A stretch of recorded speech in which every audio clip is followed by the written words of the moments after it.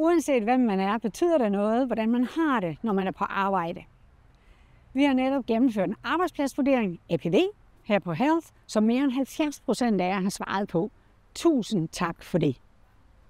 Heldigvis trives langt de fleste af os godt på arbejde det meste af tiden. Men APV'en viser noget, som vi skal agere på. 167 personer, det vil sige ca. 12% af os, har oplevet grov eller nedladende tiltale. Derfor er omgangstonen på Health et af de vigtigste indsatsområder i vores opfølgning på APV'en.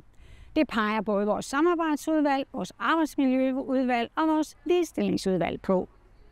Og det er jo et tema, som går igen på hele Aarhus Universitet.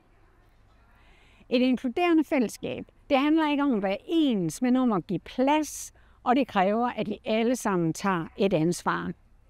Et ansvar for at sige fra, når vi ser eller hører noget, der ikke er i orden. Og det er ikke at blande sig, det er at være medmenneske. Vi skal have et vedvarende fokus på, hvordan vi taler til hinanden, og især når vi er uenige. Hvordan vi skriver mails, hvordan vi giver og tager imod feedback. Et godt og trygt arbejdsmiljø, det er en forudsætning for både kreativitet og et inspirerende samarbejde. Der er rigtig meget, der fungerer godt hos os, og det skal vi være stolte af. Lad os blive ved med at arbejde for et stærkt fakultet, hvor der er plads til både faglighed, forskellighed og fællesskab. Men først er det tid til fest og farver, frihed og ferie. Tusind tak for jeres indsats, og rigtig god sommer til jer alle sammen.